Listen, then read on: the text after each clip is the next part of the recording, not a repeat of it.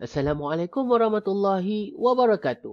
Hari ini kita akan membincangkan berkenaan dengan reka bentuk pembungkusan. Di dalam tajuk ini, kita akan memahami dua perkara penting. Yang pertama adalah berkenaan dengan mengenali maksud pembungkusan itu. Dan yang kedua, kita akan memahami ciri pembungkusan. Mari kita mulakan dengan memahami apakah itu pembungkusan terlebih dahulu. Pembungkusan ini merujuk kepada bekas yang menyimpan produk seperti kotak, tin, botol ataupun bekas plastik. Seperti contoh yang saya berikan ini, seperti botol kicap, sampul nasi lemak, tin sardin, kotak biji rens sarapan maupun beg plastik. Ini merupakan semuanya pembungkusan.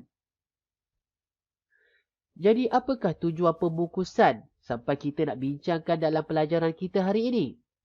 Sebenarnya pembungkusan adalah bertujuan untuk memudahkan pengedaran, penjualan dan pemilihan barang. Saya mudahkan di dalam carta alir ini.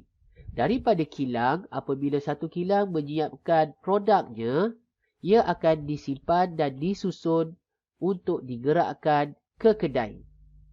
Jika barang tersebut tak disusun dengan baik di kilang, maka dah tentu barang itu akan bersepah dan sukar untuk digerakkan ke kedai. Malah, mungkin ada barang yang ketika digerakkan ke kedai tanpa pembungkusan yang baik, mengalami kerosakan dan ini akan mengakibatkan kerugian kepada pengilang.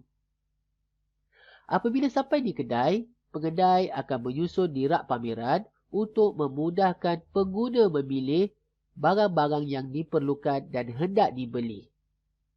Jadi, satu aliran ini merujuk kepada kepentingan bagaimana pembungkusan ini mempengaruhi penjualan dan pembelian daripada pengguna.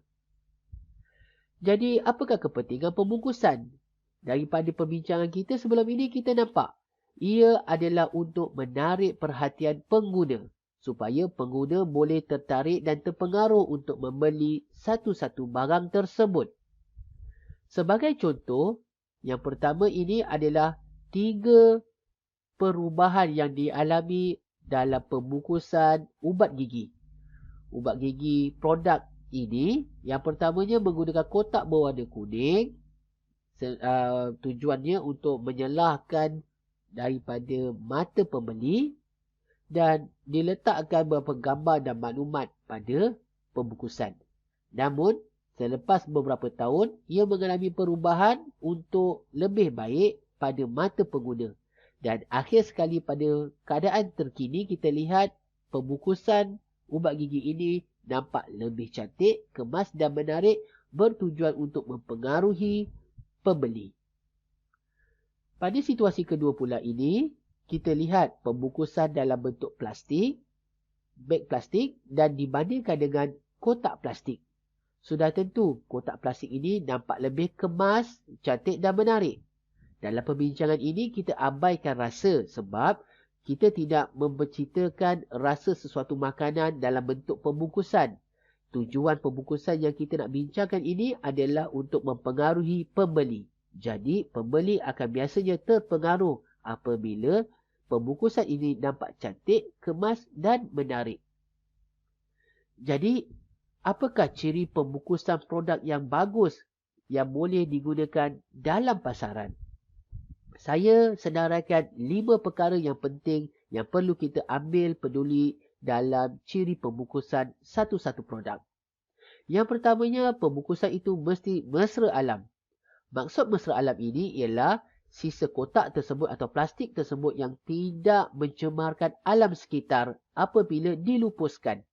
Kita tahu apabila kita membeli satu-satu barang dan barang itu telah digunakan, pembungkusan itu akan menjadi sampah. Dan sampah tersebut hendaklah tidak mencemarkan alam. Bahan-bahan kotak atau plastik yang digunakan itu mesti mudah reput dan mudah dibuang. Okey, keduanya adalah perlu mudah disimpan.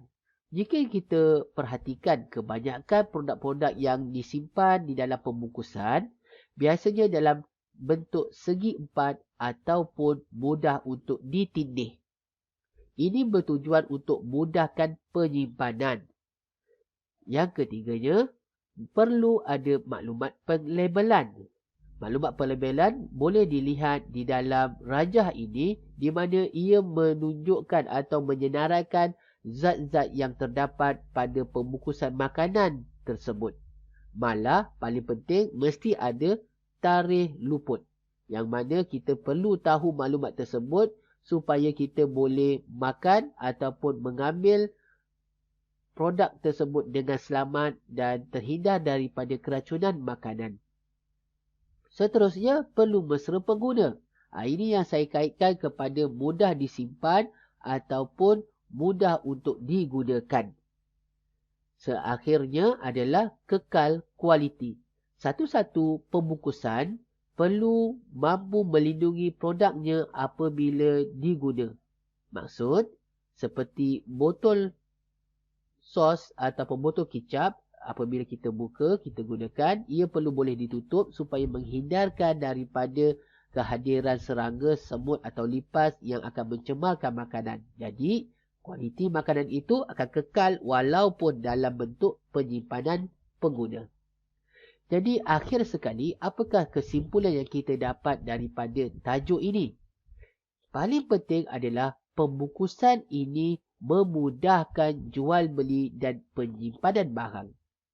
Jika pembungkusan ini bagus, menarik, maka pembungkusan ini ataupun produk itu mudah untuk dijual dan boleh disimpan dengan mudah oleh pengguna. Jadi itu sahaja perbincangan kita hari ini.